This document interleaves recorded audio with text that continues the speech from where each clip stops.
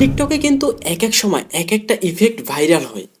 তো আর ওই এফেক্ট অনুযায়ী যদি আপনি ভিডিও তৈরি করেন তাহলে কিন্তু সেই ভিডিও ভাইরাল হওয়ার সম্ভাবনা বেশি থাকে। ইদানিং কিন্তু টিকটকে একটা ইফেক্ট অলরেডি ভাইরাল চলতেছে, যে ইফেক্টের মাধ্যমে আপনার ছবিকে একটা কার্টুনে তৈরি করে ফেলে। দেখুন এখানে যে আমার যে ছবিটা কিরকমের ছিল কিরকমের হয়ে গেছে, এছাড়াও অন্যান্য ছবিগুলো দেখেন কিরকমের ছিল কিরকমের হয়ে গেছে। তো আসলে এটা কিন্তু ভালোও লাগে যে আসলে আমার ছবিটা কার্টুন আকারে তৈরি হয়ে গেছে। আজকের ভিডিওতে আমরা জানবো শুধুমাত্র টিকটকের মাধ্যমে ইফেক্টটা কিভাবে আপনি তৈরি করতে পারবেন। এর জন্য কিন্তু আপনার ক্যাপকাট অথবা অন্য কোনো সফটওয়্যার দরকার হবে না, শুধুমাত্র টিকটকের মাধ্যমেই তৈরি করতে পারবেন। তো সেক্ষেত্রে আমরা সরাসরি চলে যাব টিকটক। দেখুন টিকটকে আসার সাথে সাথে এখানে কিন্তু একটা টাকা দিয়ে এই ইফেক্টটা কিন্তু তৈরি করতে আসছে, মানে এটা খুবই ট্রেন্ডিং আসছে।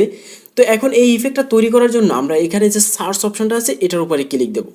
তারপর এখানে লিখবো আমরা AIMANGA, তারপর ফিল্টার লিখবো FILTER, লিখে এখানে সার্চ অপশনে আমরা সার্চ দেব।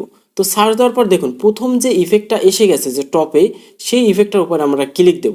তো ক্লিক দেওয়ার পর এখানে আমরা এই ইফেক্টটা ইউজ করব, সেক্ষেত্রে ইউজ দিস ইফেক্ট এটার উপর আমরা ক্লিক দেব। এখানে দেখুন সাথে সাথে আমার ক্যামেরা অন হয়ে গেছে। এখানে কিন্তু আমি চাইলে এখানে আমার ছবি তুলে তারপর এই ইফেক্টটা ব্যবহার করতে পারি। এছাড়াও দেখুন নিচে আমার গ্যালারিতে যে ছবিগুলো আছে এই ছবিগুলো কিন্তু এখানে এসে গেছে, এই ছবিগুলো দিয়ে আমরা চাইলে করতে পারি। তো দেখুন এখানে আমি একটা মেসির ছবি সিলেকশন করে দেব। তো এখানে আবার একটু ওই ইফেক্টটা নিবে, দেখি মেসির ছবিটায় কি ছবি আসে। দেখুন মেসির ছবিটায় কি ছবি আসছে।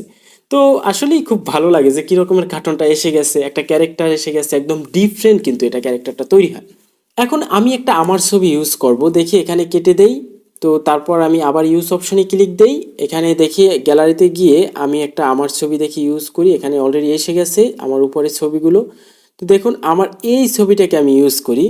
তো ইউজ করার সাথে সাথে এখন আবার পুনরায় লোড নিবে এটা। তো লোড নেওয়ার পরে দেখি কি তৈরি হয়।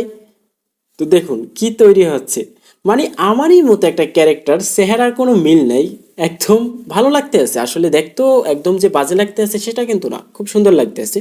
তো এখানে চাইলে কিন্তু আপনি আরও এডিট করতে পারবেন, এখানে যে স্পিড আছে সেই স্পিড বাড়াতে কমাতে পারবেন। এছাড়াও ফিল্টার ব্যবহার করতে পারবেন, কালার, এগুলো তো মোটামুটি যারা টিকটকে ভিডিও তৈরি করেন তারা মোটামুটি জানেন। এখানে টাইমার আছে, এগুলো ব্যবহার করতে পারবেন।